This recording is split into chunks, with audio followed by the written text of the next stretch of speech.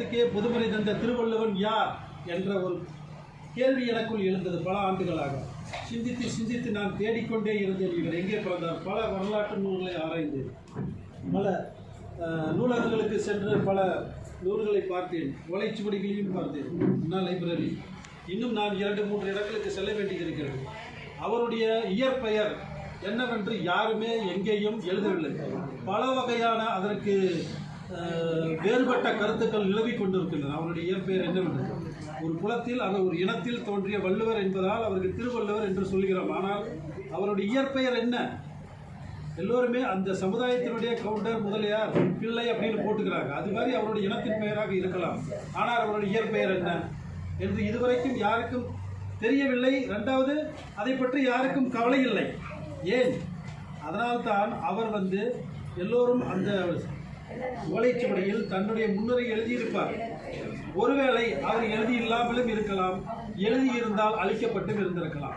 ஏனால் 2500 அல்லது 3000 வருடங்களுக்கு முன்பு அந்த எழுத்தாணியால் எழுதப்பட்ட ஓலைச்சுவடிகள் பல ஆண்டுகள் 100 வருடங்களுக்கு அல்லது 300 வருடங்களுக்கு பிறகு அது புதுப்பிக்கப்படும். அந்த வள்ளுவருடைய காலத்தில் வட்டெழுத்து இருந்ததா, குச்சி எழுத்து இருந்ததா, சதுர எழுத்து இருந்ததா என்று நமக்கு தெரியாது. ஆனால் அதை கண்டுபிடிக்க முடியும். அதை தற்போதுள்ள தமிழ் நடையில் உள்ள இந்த எழுத்துக்கள் மூலமாக நாம் திருக்குறளை இந்த காலகட்டத்தில் நாம் படித்து வருகிறோம். வள்ளுவருடைய காலத்தில் என்ன எழுத்து என்று அதையும் நாம் ஆராய வேண்டும். அதனால் இத்தகைய பொக்கிஷத்தை தந்த வள்ளுவன் யார், அவர் எங்கே வாழ்ந்தார், எப்படி இருந்தார் என்ற கேள்வி பல ஆண்டுகளாக எனக்குள் ஒரு சிந்தனை தூண்டுதலாகவே இருந்தது. கடந்த 50 ஆண்டுகளாக காலம் சென்ற இப்பொழுதுதான் அந்த டாக்டர் பத்மநாபன் தொல்பொருள் ஆராய்ச்சியாளர் அங்கேயே திரு நயினார்குறிச்சி, கன்னியாகுமரி போன்ற பல மாவட்டங்களில் பல ஆண்டுகளாக அவர் இருந்து நிறைய ஆராய்ச்சிகள் செய்து, அவர் பிறந்த ஊர் திரு நயினார்குறிச்சி கன்னியாகுமரியிலிருந்து ஒரு 25 கிலோமீட்டர் தொலைவில் உள்ளது.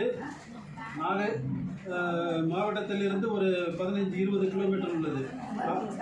அதனால் இதையெல்லாம் அவர் 50 வருஷத்துக்கு முன்னாடி ஆராய்ந்து வெளியிட்டுட்டார். நான் புதுசாக எதுவுமே சொல்ல கிடையாது.